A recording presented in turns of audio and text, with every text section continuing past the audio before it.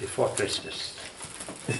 Okay, let's go now to the second section. So in the first section tonight we saw life and soul. We saw that life is manifested through two main activities, spontaneous activity and immanent activity. And we saw that life is provoked by, caused by the soul, but we cannot see the soul directly. We see, we know that there is life through the activities, spontaneous, immanent activity. And the first activity, very important in all those who have a sentient system, like animal, like man, it is the phenomenon of cognition. Cognition, knowledge, if you want knowledge, cognition, knowledge. And cognosco, means to know cognosco in Latin. In Greek. Cognito, cognitum, Conoscere. conoscere, cognitum. And you have in English, with no, with no. It's interesting to see the root. Probably the Anglo-Saxon, the Latin and the Greek come from the Sanskrit. So we have the same root. Okay? Conoscere. In French we have connaître. What is interesting in French, connaître is to be born with. Naître, to be born with. And to be one with the thing, the object. Okay, let us reflect on knowledge. So Father Wallace gives you 4 ways of describing what is a knowledge. First, he says the act by which one becomes the other in an intentional way. Here we have the word intention. I become the other in an intentional way. What is the meaning of that? For you go to the zoo and you see a kangaroo. First time you see a kangaroo. So what happened? The kangaroo enter you, no? Enter your mind, enter your eyes, enter your imagination, enter your memory. That means you become one with the kangaroo. Interesting, no? You become one with the kangaroo. That means, what do you receive from the kangaroo? Does the kangaroo enter you with his flesh, with his bone, with his body, with his mother? No, he enters to his material things are made with matter and form. So he enters in you through his form. So the form of the kangaroo enter. And you enter your form. What is your form? It is your soul. So there is a communion of form. Intentional, but be careful because the word intentional is tricky. Most of the time when you speak about intention, you speak about morality. I have a good intention. I want to do that for Jesus. But here, forget that. No? Forget that morality. And go to the root of the word. The word intention comes from intendere. And tendere, like in English, to tend towards something, to aim, or have a goal. So intendere, intention, intention. A word similar to that is the word attention. Attention, what is that? It is to tend towards something, you know. So intention, it is the same meaning. So when we speak about intentional way of, it is intentional union, because knowledge is an intentional union between the subject and the object. Subject and through the act. So the subject is united to the object, and the subject is united to the object. That is intentional union. It is a union of your 9, tending toward the thing you know. And we will see the same thing when we are tending toward the good. We are in tension toward the good. Intention toward the good. So here we have the general meaning of intention. Intentional union means the union at the level of knowledge. So I'm one, I am one with the form of the thing. I look at a lion, I am one with the lion. That means something with the lion comes from in me, and I am united to that. I make the form of the lion myself. I assimilate him. No? I assimilate. Is the good intentional union. Okay, secondly, the act of a power, part of the soul, a power part of the soul, that means the intellect, by which it is aware of something. I am aware of something. I can be aware of something through my senses, external senses, my 5 external senses. I can be aware of a thing through my 4 internal senses, we saw that next week. I can be aware through my intellect. So I have many powers putting me into contact with the object. That is knowledge. And what you know every time, the first definition, the second definition, in fact, we relate to an object. So my knowledge is objective. My knowledge does not depend only on myself, depend on the object. If there is no object, there is no knowledge. That is very, very important because today, since Descartes, even the time of Plato, some philosophers, they say, knowledge is purely subjective. It is I who knows, and that the object has nothing to do in my knowledge. You know, that is subjectivism, and subjectivism will lead you to relativism. What is relativism? Each one has reason. Each one thinks is okay. I am okay, you are okay. We don't think the same thing. We are pro-abortion, I am pro-choice. No problem. That is subjectivism. Objectivism, there is only one truth. Only one truth. Okay, I consider 3. The habit, what is knowledge? Is the habit, because knowledge is an operation. So I have my intellect here. My intellect, for example, thinks, reason about an object. Okay, so that intellect I can is a power of my soul. Is a power. So the habit, I can perfect my power. I can perfect my power, my intellect. And when we studied that with Father Reichman in the other class, we have 3 intellectual virtues. And the virtue is a habit. Okay? So we have the first principle, we call the virtue of the first principle, or understanding. We have the virtue of reasoning correctly, syllogism, and we have the virtue of the first of the ultimate causes, metaphysics. Well, I don't ask you to know that, but I mean we can perfect our intellect. And when you study more and more, you acquire a method of thinking, reasoning. Logic is this what? Logic it is to perfect our way of reasoning, of thinking. Definition, you remember that? First, operation, grasping, simple apprehension. In fact, we acquire some habit, okay? So, it is a habit by which we can recall such an act. In fact, we can recall such an act of knowing. It is, in fact, our reflective power.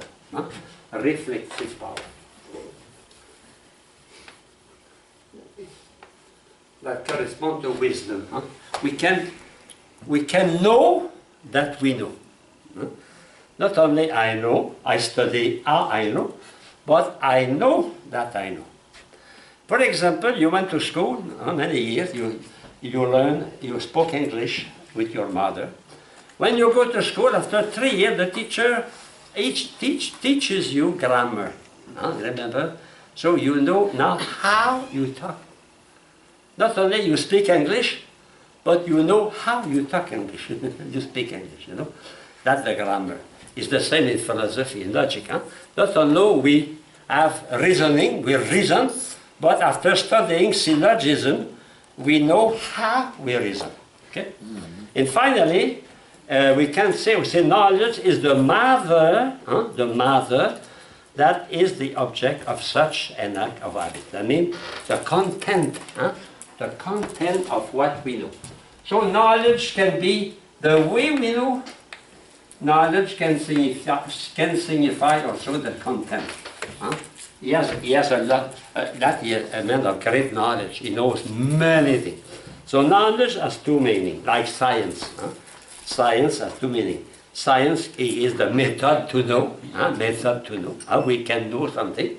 And it is also the result of that search, the content. I'm a man of science. It has a double meaning. It can signify he knows the thing, he knows laws, but also he is able to attain those laws. He can use reasoning to attain science. Okay. Well, knowledge, Father Wunner, say it is any act, process, state, or fruit of mental representation, or cognition. In fact, knowledge is the act of knowing. Cognition. When you have a word in shun, shun, that word means action. Action of. Cognition, volition. The term is shun, means action. Okay. So first, continue. It is the immanent activity which possesses the form of another by its intentional likeness. Well, I repeat that because it's very, very important. Knowledge is the immanent activity by which possesses the form of another. Possess the form of another. I possess the form of the kangaroo. I possess the form of the elephant. By its intentional likeness, similitude, likeness, similitude, image, resemblance. So something of the elephant, something of the kangaroo is in me. That meaning the ear. I possess the form of the kangaroo. When you know me, you possess my form. You know who am I, you have a knowledge of me. Okay? And when you think about me, then you think you know the form you have in your mind. Okay? Another definition of Father Wunner. Any act, here, the act, whether of sensation, imagination, apprehension, reasoning. In fact, here Father Wunner speaks about the many powers through which we can know. Sense, now external senses, internal senses, and the intellect. In which there is an intentional union. Intentional union. You know, if you look at those definitions, continually the word intentional comes back. Intention, that means I am tending toward the form of the other, so I can assimilate the form of the other. That is knowledge. Okay? Jolivet, knowledge is a vital operation. Vital operation. What is the characteristic of life? Vital, spontaneity, and immanence. Okay? Which makes an object present to sense or intellect. I make the object, external object, object here, present to the sense or to the intellect. In fact, to know is to make the object present to my mind. But not physically, but through its form. The form of the object and the determination of the object come to you. Okay? So in rational psychology, knowledge is studied from the point of view of its being a life activity. A life activity. We know what is knowledge as an activity. Through what happened, the effects. Okay, I continue. Indeed, a most important life activity, an immanent operation that springs from one of these powers or part of the soul. Now, in fact, what is knowledge? It is an important activity. We cannot live without knowledge. It is an immanent operation because what we know stays in our mind, and is especially perfective of the agent which it comes to exist. In fact, immanent. But who is taking benefit of the knowledge? You. The one who knows. You look at an elephant. Does the elephant is more elephant because you know it is the same elephant? But you change. You are not only a man, you are a man with an elephant in your mind. I told you maybe with the other class, every time we have a conversation with another, we cannot go out of the conversation the same way we enter the conversation. Why? Because we received the form he gave us, no? And that form I added to the other I have in my mind. No? I am not the same. When you enter the class here, you go out, you are not the same. You acquire some new knowledge, some new form, some new information, you know, information, that is information to put a form in, that is knowledge. Knowledge is to be, to have the presence of the form of other in myself. It is a union of my mind with the thing, a union of my mind or my imagination or my senses with the thing, the object. Okay? Now, cognition or knowledge. What is cognition is the act of knowing. The act of knowing. It can be a sense knowledge. For example, you look at a beautiful flower, that is a sense knowledge. Or you think about the Holy Trinity in theology. That is also knowledge. So knowledge is very, very wide. Every time a form enters my mind or my senses, it is cognition, the act of knowing, cognosco, to know. So cognition, or the knowledge act, is not doing something, but becoming something. Union, intentional union. I become the other. That is, you can verify that when you look at a movie. We watch a movie. Suppose that is the story of an orphan, you know, people, they cry, even big men, they cry, you know. Why they cry when watching the movie? Because they are becoming what they see. I become the form enter me. I become. We have a communion. In fact, knowledge is a communion. All advertising is based on that. We try to make you in communication, to be in communion with the best soap, with the best toothpaste, with the best insurance company. And for that, they send you form. They inform you. They inform you in such a way you become something new. Okay, I continue. It is a self-modification. I modify myself, brought into about the objective possession of something or someone else. So that means there is something new brought into my being, because I am receiving something new, some new form. I am becoming a new man, a new woman. In fact, continually we are moving, we are changing because of that. Continually, we are not the same because we continually we have sensation, we receive new information. It is incredible the number of information we receive in one day. Weather, through your senses, for example, it's sunny, it is raining, but you have also conversation with the news, what happened in Iraq, etc. Okay?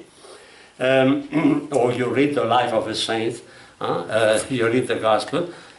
with a teacher. You have 5 teachers, they give you many information, etc. Okay? You read.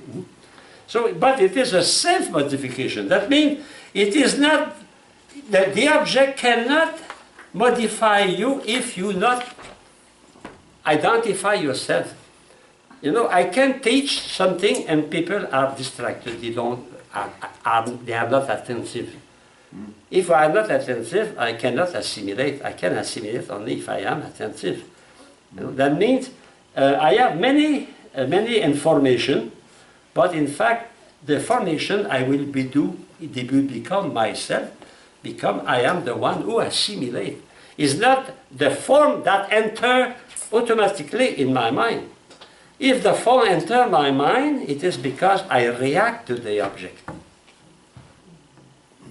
There is an apple, okay, an apple here. The apple enter my mind because I react to the apple. If I am sleeping or I am looking at, I will not see the apple. So that means every knowledge is the fruit of a is the fruit of assimilation. But who assimilates the apple? No, you. In fact, knowledge is a self-activity. Of course, it is a self-activity and a reaction to the object, but it's not the object automatically that will enter my mind. It is I, through my action of knowledge, knowing that I assimilate that thing. Otherwise, I will be totally victim of the thing. So I assimilate. Things enter my mind in the measure I assimilate them. Knowledge is assimilation. It is an immanent operation. Little by little, I build a new personality because I have many forms. The more the form I have, the more my personality is enriched. The more I am learned. For example, a doctor, a physician, knows much more biology than your mother. So he assimilates more in that point of view. Okay? Bon. Self-modification, very important. Self-modification. It is not like, for example, when I write on the board here, I write 5. The board did not modify itself. I modified the board. But when you receive the form of a thing, it is you, or consciously or unconsciously, that make the thing yourself. Okay? Because why? Because your senses, your power are active. Your power are active. Spontaneous and immanent activity. Both. Spontaneous and immanent. Spontaneous self-modification. Okay? So, but not absolutely, because I need an object. The knower being is expanded by the addition of perfection previously not possessed. I did not know something, now I know something. Because, therefore, I become richer. We can say that knowledge is a kind of capitalism. We capitalize, we absorb, we receive, we put in our bank knowledge. Therefore, there has been no change such as occur when matter receives a new form. For example, water is cold, water becomes hot. It is not the water that assimilates, no, it is imposed to the water. But when I receive something, it is because I react. In fact, knowledge is a reaction to an object. And that reaction is a self-activity. It's not the object that makes you know, it is you know, because you assimilate the form of the object. And because of that, your knowledge, it is not your knowledge, it's not the knowledge, no, it is your knowledge. You know. You possess the knowledge because you assimilate it. Okay? So rather form itself perfection as had been new perfection added to it.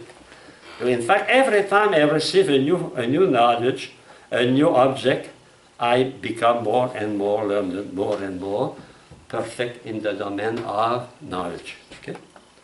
Unlike the process by which a stone is heated, receiving the form of heat from another, or wax is imprinted by a seal, receiving the shape of a seed. When the wax is receiving the seed, it's from outside, but the knowledge is from within. The form received in knowledge is an undetectable in the knower, and known to be present only by the one knowing. It's not coming, it's not imposed. It is a living, is the reaction of the living. The same thing when you eat an apple, you assimilate the apple, is the action of the living. It is, if you digest, if you assimilate the apple, it's not because of the apple. It is because of your own processes of digestion. The apple is only the object you receive, but the digestion is your action. The apple does not digest. It is you who digest the apple. Hence, it follows that the form is present in a way unlike the way physical form come to be present. So the way in fact, the union, intentional union is not the same as a material union. Immaterial union, both stay different. There is no common, you put together two stones, there is no common reality. But you know a person, you know now a thing, but there is something common between you and the thing. The form, the thing is in you. You possess not the matter of the form, but you possess the idea of the form. You remember maybe we accuse sometimes the Chinese to copy. And before the war, we accused Japanese to copy. In fact, what they did, they saw things coming from the United States, and they examined that. And what they tried to do, they tried to take the form. That means the plan. After that, they will use it. It's the reason why it's very dangerous when not an American armament falls in the hand of an enemy, for example. The enemy can use it not to kill. He can use it to reproduce the same thing. Because what is science is to find the form in the thing. So they try to discover the secret, the mechanism of the thing. After that, they will produce that. And they can use that against you. See if it is an armament. So how we can do that? How is it possible the form of a thing come to me? Because the form is immaterial. So immateriality is a condition to knowledge. There is no knowledge if there is no immateriality. And the form abstract from the thing is immaterial. For example, the desk here, when you look at the idea of desk, you abstract the form, the idea of desk, that idea is not material. That idea is immaterial. Okay? And that is the condition to know. If there was nothing immaterial from the elephant, I will not be able to know what is an elephant. I know what is an elephant because something immaterial of the elephant comes to me. It's something immaterial, it is the form of the elephant, like it is the form of the desk. Or it is the form of a big mountain. You see a big mountain, and you see, oh, that is the mountain. The mountain enters you only through the form, because the form is immaterial. And so we say that immateriality is the condition for knowledge. The condition for knowledge. So, immateriality in the object will receive the form, but also a degree of immateriality in the knower. In the knower. So the more the knower it is detached from matter, the more it can know. So that means if someone has a degree of abstraction, he can understand, It can receive the form of anything. An animal that is detached from matter can know better. For example, a cat, a dog, a horse know much better than a worm, than a snake. Because they have more mobility, they are more detached from matter. They can express their feeling, etc. But they are not spiritual, but they have an immaterial soul. They have an immaterial knowledge. So the dog can see a thing outside of him, and the form, the sensible form, will come to him. And so the dog can recognize a person after a few months, even for a few years. Because he can receive he has a degree of immateriality. But he has not the same degree of immateriality of man, because man not only has a degree of immateriality, but man is also spiritual. So he can know something totally independent of matter. Okay, well, we'll see that first. So immateriality, it is the root of knowledge. The root of knowledge. There is no knowledge if there is no immateriality. A stone cannot know. Why? Because a stone is totally absorbed. The form of the stone is totally absorbed by the matter. The form of the stone cannot receive the form of an odor, for example. A cat can receive the odor and he will react. The dog receives the odor, he will react. The stone will not react. Okay? So I go to the text here. On the foregoing analysis, a knower somehow has the power to transcend the real distinction between itself and the other. They are found in the natural world. And somehow becomes and is the other that he knows. He is the other that he knows. That means when I know something in such a way, I identify myself with the thing. Or if you want, the form of the thing is united with my form, with my intellect or my senses. Okay? So that is the meaning here.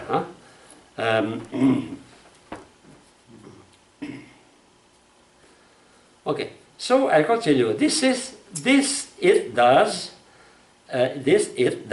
by way of increase remaining itself, it becomes also the other.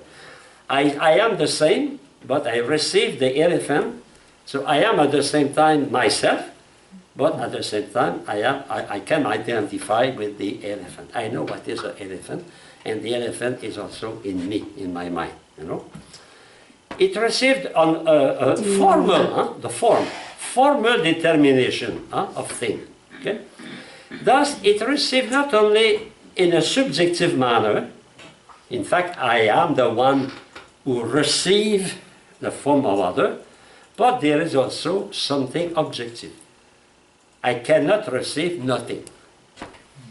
I cannot react if there is nothing. That means my knowledge is obligatory, objective, and subjective. It cannot be purely objective. It cannot be purely objective. The fullness of perfection of being, by which the knower can overcome its own material limitation and its distinction from other things, is known as immateriality. So when I can overpass my limitation as matter, go beyond matter, beyond something that is quantified, it is immaterial. Immaterial means absence of matter. Be careful, immaterial does not mean spiritual. The soul of your cat is immaterial. The soul of your cat is not spiritual. But everything spiritual is necessary immaterial. So what is the difference between immaterial and spiritual? Immaterial means is not made with matter. Spiritual means it can exist and it can function without a link with matter, a direct link with matter. For example, the power of abstraction. You can, through your intellect, arrive to a concept, and that concept is not limited to any material reality and to any time. For example, the concept of cat. The concept of cat is totally detached from matter. Because you abstract from individual, you keep the sense quality, but it's not attached to individual. So the concept of cat, it can be applied to any kind of cat in the whole world. And when you do that, that universalization is not because of the matter. You can universalize only because of your intellect. And your intellect not linked directly with matter. I think one of the best examples is freedom. Freedom for me is a very strong proof of the spirituality of the soul. Why?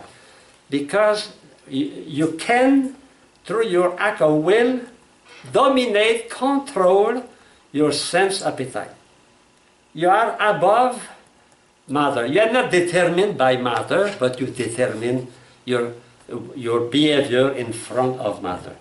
You like chocolate, but you say no. You know?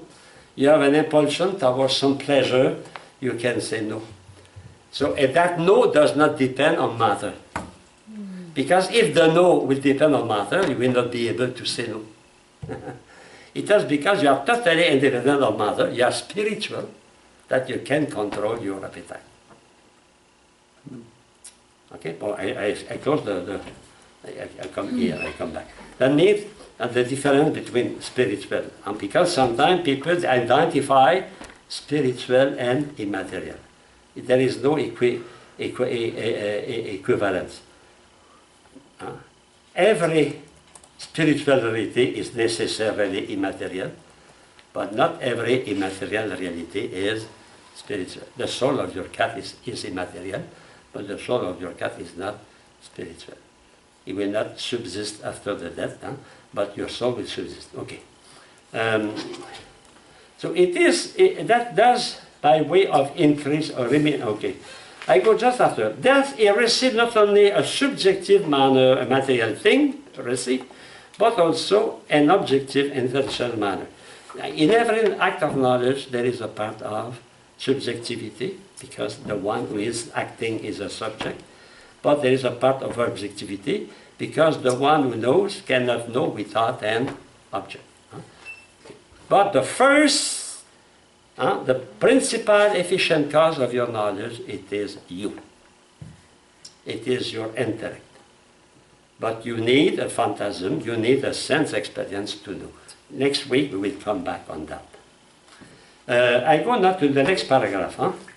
So in fact, when I know, I become the other, but I continue to be myself. In fact, my my substance cannot change. What changed? My accident, the quality, my relation, etc. Okay? So immateriality is the root of knowledge, of intelligibility. By it, the knower has a certain preeminence over the potentiality of matter. By the fact I know, I have above matter. I can abstract from matter. An amplitude of being. My being is not limited to a special, particular object. My being is now can be, through my intellect, my will, I can go to all being in the universe. I can know everything. I can will all kind of what is good. And perfection, whereby it can come to possess formal determination in international way, is the vital activity of knowing. So when I know, I possess the determination of the form. In fact, when my intellect knows, my intellect passes from potency to act. My intellect receives a perfection, a determination, is a perfection to me to know thing I don't know. When I know thing I don't know, I enrich myself, I perfect my knowledge. And because my knowledge is open toward the infinite, I never stop to know. I will know up to the last minute of my life, up to my last breath. Okay? So now a word about intentionality. 23.4, I already explained that to you. Huh? Okay? It is a cogitative way, by way of similarity to the thing, huh? Similitude, likeness. Huh? So the likeness of the thing, the similitude of the thing comes to me, huh? Okay? Through the form. Huh? So the notion of intentionality casts fuller light on the knowledge process. A form that is received in a knower is simply a meaning or a cognition or an intention, intention of the same form in reality. That means, in fact, the communion between the knower and the thing known is made by having both the same form. If it is not the same form, there cannot be communion. If the form I receive is not the form of an elephant, but is the form of a kangaroo, I cannot know. The form I receive must correspond to the form I have in my mind. It must be a communion. And when a student does not understand that there is no communion, there is no assimilation, because to assimilate it must be in communion with the right form, the good form. Okay? I got the next page. So rather, such an intentionality receive form. It is a form received intentionally, that means in my mind, is better referred to as species. So the word we use, instead of saying form, we use in scholastic philosophy the word species. Now, the word species is also a tricky word. It's not the species cat, fish, butterfly, no. Species in Latin means only image, picture, image. Species come from the word spectare, specere, to speak, to see. So now think about that. Now when we speak about species now, it's not a category of being, animal, butterfly, fish. It is image. It is the form. It is the similitude. It is the representation.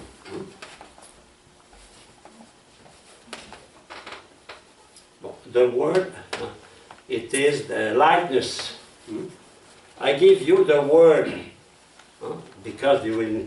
It is the resemblance. And in many words to say the same thing. It is the phantasm when it is sensible, individual, singular. And finally, it is the formal sign. I will explain that in the future, formal sign. All those words can be expressed by the word species. Okay? So that is a new word you must know. Species. Something, but be careful, a species is an image. What is an image? The image is something through which you know other something, no? It's something through which you know something. But there is an artist in France. His painting was a pipe. He drew a pipe. On the painting, he drew a pipe. And he said, this is not a pipe. On the painting, Yes. the pipe, he said, this is not a pipe. It's not real. He's right, it's not a pipe. Is this the picture, the image, the species of a pipe? That means through that, I see a pipe. I don't see a pipe. I see the image, I see the species, I see the likeness of the pipe. Well, we speak about your mother. Oh, you see, Father, I have a picture of my mother. You see, that is my mother, that is my father, that is my sister. I say it's not true. Strictly speaking, it is not true. It is not your mother. It's not your father. It is the image of your father, the image of your mother, And become, you give me the image of your father, the image of your mother, I will know your father and your mother through this image. Interesting, no? So that means when we know something, we know something through the species. I give you an example from science. You have the human eye, and you have here the retina. Okay? You see a tree here.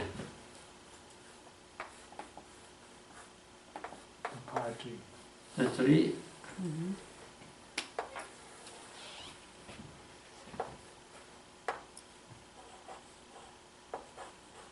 Okay, what do you see? The tree. You see the tree. But here you have an image. In fact, do you see the tree? Directly? No, it's not image of the tree. You see the tree through the image. And those who have a disease, we call glaucoma, because the optic nerve is less and less. They don't see the tree correctly.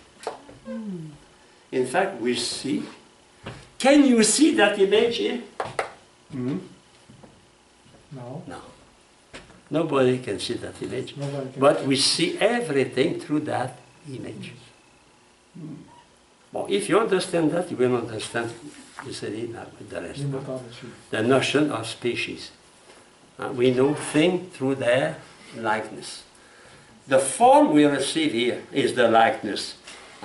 The form we receive here is the representation, the resemblance, the similitude, the species. That species and allows me to see the reality.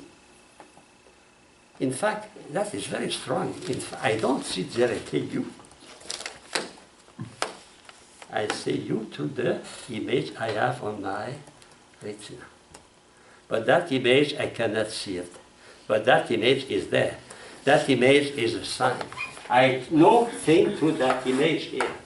It is a sign, but I cannot see the sign. It's the same for the species. I cannot see the species, but I see through the species. It's the reason why we say that the form received, it is a formal sign. Its nature is only to indicate what is another thing. You have two formal signs. We have the phantasm and we have the concept. And they exist only in the measure they indicate me something. That is interesting. It is a proof that our mind and our way of thinking is spiritual. I don't use any matter here. I am totally independent on matter. The concept is only to indicate something. The concept in itself. Okay. That is, because it is spiritual. Because it is yes, no. But he must be there. Like I cannot see that, but I must have that if I want to see. If I have no picture on my optic nerve, I will not see at all. Okay? Well, think about it. Okay, I continue. So that image, species, can be, first must be impressed on my senses, and after must be impressed on my intellect. So we see that the species, or the species, is impressed, and after that is expressed. So I will. Well, when you see something material, I see an elephant. For the first time, I see an elephant. The form of the elephant enters my mind. The formal sign of the elephant. That is, we call it sensible. Why sensible? Because the elephant, this elephant, enters with his color, with the that sensible. I can see to my senses, and it is impressed. The first time I see, I saw a day in Africa we call the two-head snake. It's a snake like that. And when you look at the snake, you cannot distinguish the head and the tail. I saw 2 times that kind of snake. It's impossible. You cannot see where is the head, where is the tail. So the people in Cameroon, they call that a 2-head snake. Le serpent a 2 têtes. Huh? 2-head snake, okay? So the first time I saw that impressed species. What is the most species? Image. So it is the first image I have during the sensation. Now I go to my home, and I say to my mother or to my brother, "Oh, I saw a special snake I never saw in my life. Is like that, etc." So what will I do? I will express first before telling them. I will represent. For example, can you draw in your paper on your the house of your mother? You can do that. So you can express. So we have a sensible, express species. What is the meaning of species? Image. So you can express that in yourself. You can represent. Represent. And imagination can, what is represent? To make present again. To make present again. You can see that. I see that. I can see, for example, Poppy. Poppy was the dog of my uncle when I was 5 years old. I can see it. I see it. He was black, he was, okay, I see it. That is a sensible expression. Now, through abstraction, I try to understand what is a 12 snake, what is a kangaroo, what is, not this kangaroo, a kangaroo in general. So I have to abstract. Next week we'll study how we pass from the sensible to the intelligible. So, well, okay, you are in the 1st grade, 2nd grade, and the teacher teach you to count. What she used? In my time, my teacher, she used a popsicle stick. You know, popsicle stick? Popsicle? Huh? Popsicle, yeah. Bon. So she has a package of popsicle. Unfortunately, no more popsicle, only stick. But anyway, they have a stick. So she used popsicle stick to help us to understand that 3 popsicle stick plus 2 popsicle stick give me 5 popsicle. 5 popsicle stick. I have, and suddenly I say, 3 plus 5. I have the insight, I understand. And when I understand for the first time I understand what is a kangaroo, I have the intelligible impress species. It is not this kangaroo, it is any kangaroo. But I know now what is a kangaroo. What makes a kangaroo different from a monkey, etc. Okay? Now I know that. I know that 5 plus 2 equal 5. I know that. I have the insight of that. I understand. Can I use that in the future? Can I express that to myself? Yes, I can. So I will have an intelligible express species. In fact, I should have write a 1, 2, 3, 4 in one line, but I put that like that to see the analogy, species. That means I can express that, and that is the concept. That is the insight of understanding. If you understand that, you understand a lot. Because next week, we try to understand how we pass from that to that. So we have a first impression. You know, a Kodak, the old Kodak. When you see something for the first time, impress the film. Impress. You can develop the film. You see, oh, look at that, my mother. Okay, species, the figure, the image of your mother. And you say, oh, so look at my mother, look at my mother. You have a mother, you know what is a mother. We have the insight what is a mother. Now I can say a mother, I can define what is a mother. And when I define that, I have a concept.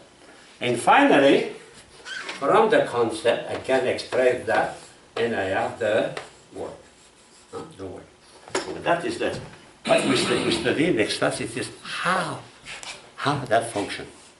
Now we study the concept tonight. Okay.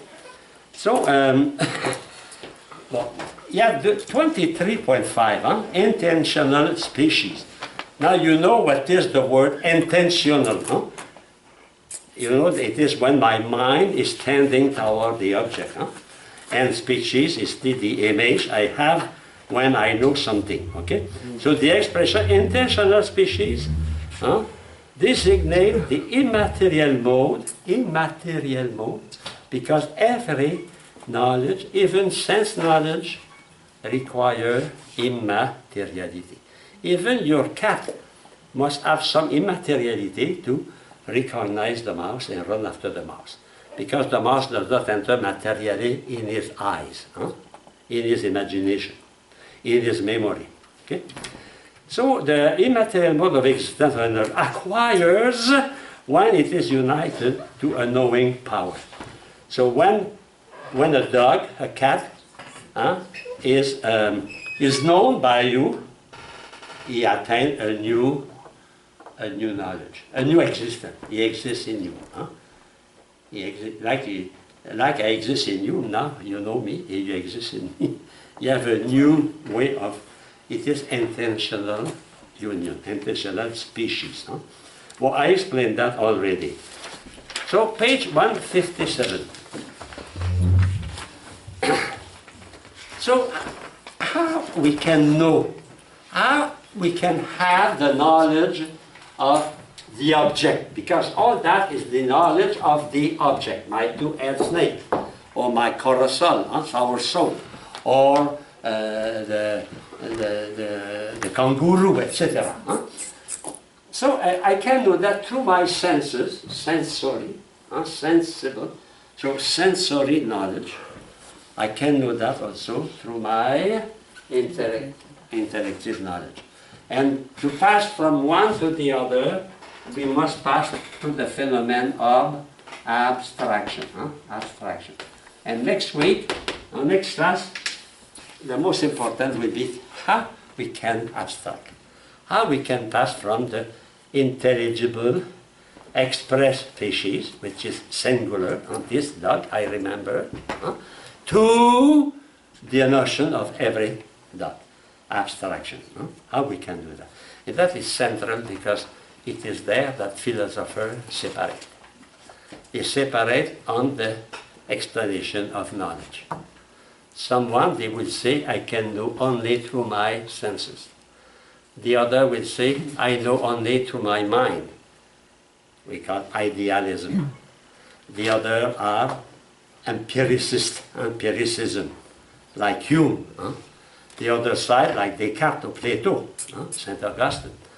And Aristotle, St. Thomas, they say, we need both. We need senses, we need the intellect. The problem is how we can unite them. How we can explain that we can, from our senses, arrive to the concept. And that is absolutely central. Central. Okay? So we have two levels. And finally, in the last part of the class, I will come on page 158. I will explain that the analysis of knowledge, and that is taken from Monsignor Roger Verlot, a teacher in Father Verlot in Catholic University in Paris. I translated that. But I think in that page you have very, very good information for your philosophy, but also for your theology. Because what we study in theory of knowledge will be used after that for many things in theology. Okay? And when we speak about the knowledge of God and philosophy of God, we will refer to that, to those things here. You must know that. Huh? Okay. In fact, what I did, I gave you tonight the words, the concept, and next week we try to explain how those concepts are linked. In fact, I would give the metaphysical explanation. Tonight I give you only the words, the concept. Now, how those concepts match, they go together. Okay, now I told the text. What is knowledge? First, knowledge is a vital activity. A vital. What is the characteristic of life? You remember? Spontaneous and Spontaneous and immanent. Spontaneity and immanence. So that means knowledge is something spontaneous. I am the agent of my knowledge. If I know because I abstract, because I open my eyes and I gaze at something. And secondly, it is immanent because what I learn, if I have understood, if I have the insight, normally will stay in me. I will assimilate. Many times, sometimes students tease me, Father, assimilate, assimilate. Yes, there is no knowledge without assimilation. We can learn by heart on page and pages and pages. What will stay in you, it is what you assimilate. And be sure what you assimilate really will be useful in your life. Will be useful in your life. Because you will have some questions from students and you have some clear idea to answer them. To give a right answer. So it is a reaction of someone to something. Spontaneity. I react. I react. If there is no reaction, there is no knowledge. A dead man cannot react.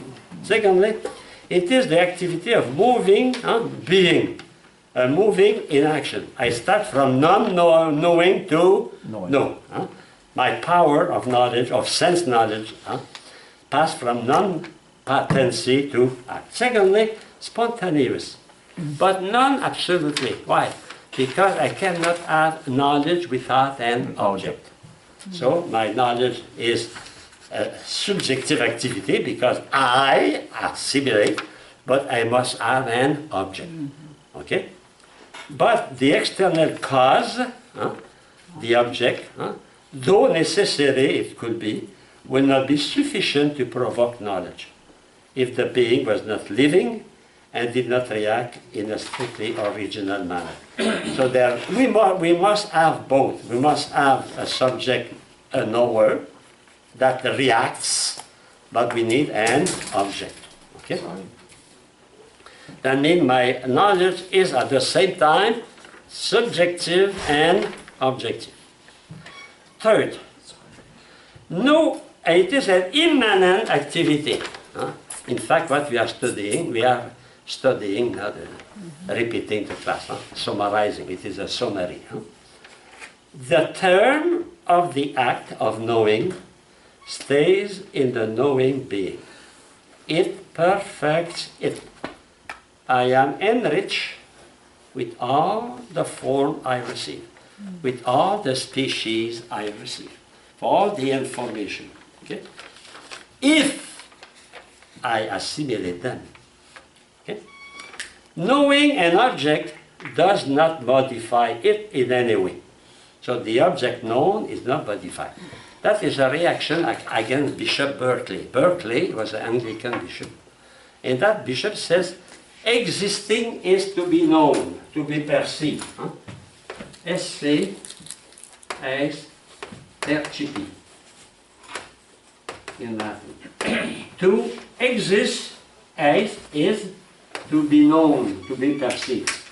That means a flower does not exist as long as a man does not know it. No. And we don't make the existence of things because we know that. Of course, they exist in my mind, but they exist before in themselves. My knowledge is not purely subjective. My knowledge is objective. I continue. So, but the knowing become rich all the form it receives. And now we can be excessively rich, and there is always room to put more knowledge. Our library, that is not material, so we can have a lot of book, and your head will not explode. So the proper of the knowing subject is that it can grow indefinitely. There is no obesity in knowledge. If I eat too much chocolate, I will be obese. But if I know, I will not be obese. Why? Because it is spiritual, it is immaterial. Okay? So the form of other things enter its own substantial form, which assimilates them, makes them become itself. Knowledge is to take the world and to assimilate it, to make mine. It is because you make the word yours that you can, after that, speak about that.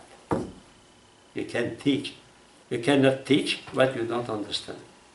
You cannot speak about what you did not assimilate. That is important for future priest, future teacher.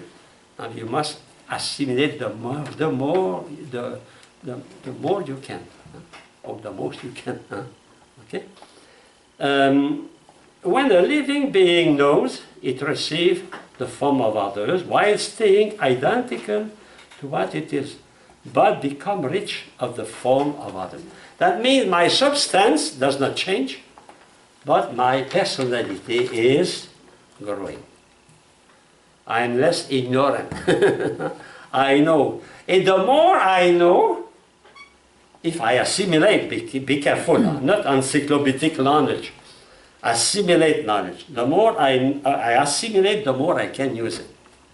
There is a difference between encyclopedic knowledge and, I will say, a real intellectual knowledge. Some people, they know a lot of things, a lot of information, but they cannot put them together. We call those minds encyclopedic. They are real encyclopedia. They know everything, but they cannot put that together. What is important is to know, but able to unite that together. You know, the difference between American system and European system is there.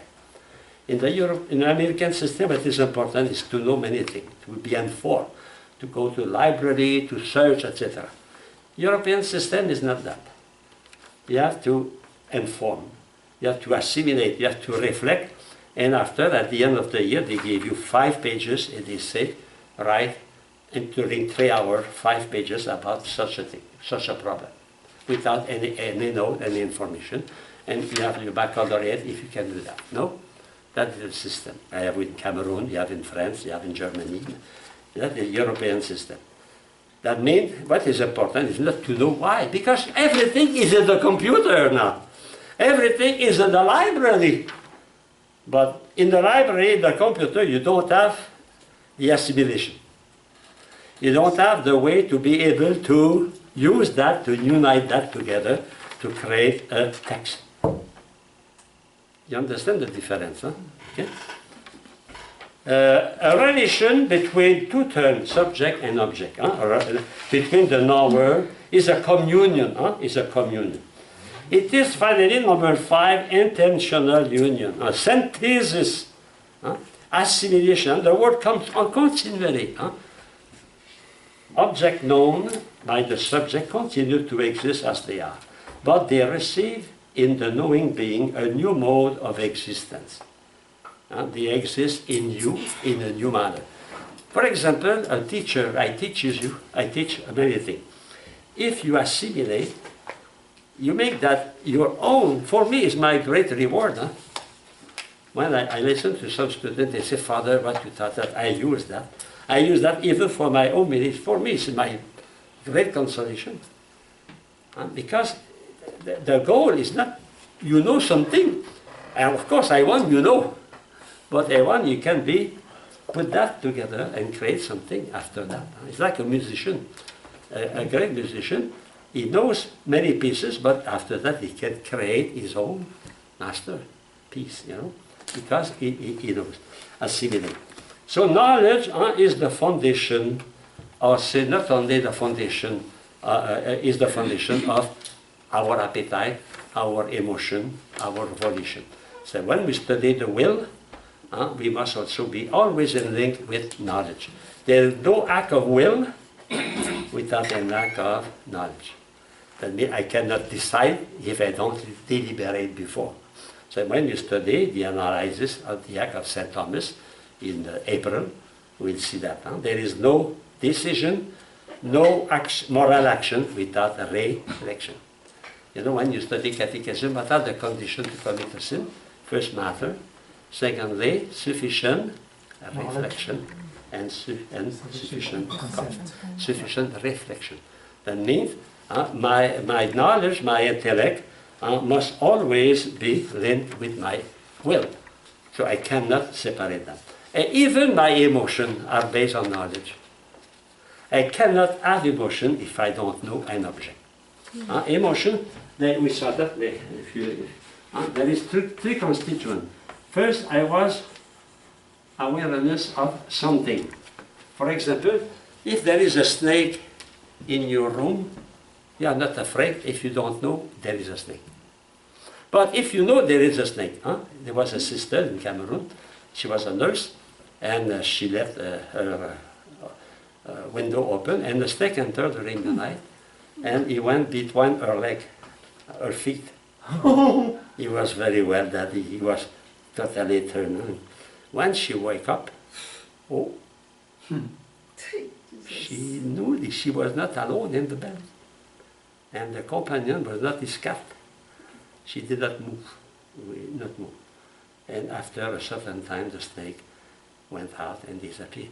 But she was afraid. Why? Because she knew. When she was sleeping, was she afraid? No. The same happened in my class. The first year I was in Cameroon, I taught physics. I remember that very clearly. I was teaching physics. Suddenly a student cried, "Snake, snake!" I had 20, 25 students in my class. They jumped to the windows. But we were on the first floor. They jumped to the windows. I was alone. And suddenly the student came with a stick. There was a snake in the desk of a student. You know? But if we don't know, nobody is afraid. So we have to know. There is no emotion if there is no knowledge. No? And after that, if there is knowledge, we have somatic. Somatic. You have goosebumps. You tremble. You become red or white. And why? Because there is a danger. Because there is some good. You are afraid to lose, or there is something good to save. Your life, for example. Your life. What is important? Nothing, in fact, can happen in your life if there is no knowledge. So knowledge is primordial. Is the reason why St. Thomas considered that the first faculty in man is the intellect. But St. Bonaventure say, no, it's the will. In fact, both are right, because it's necessary to have both to have a human actor. Okay, have a good night, brother. Good night, Father. Thank you, Father. What I recommend you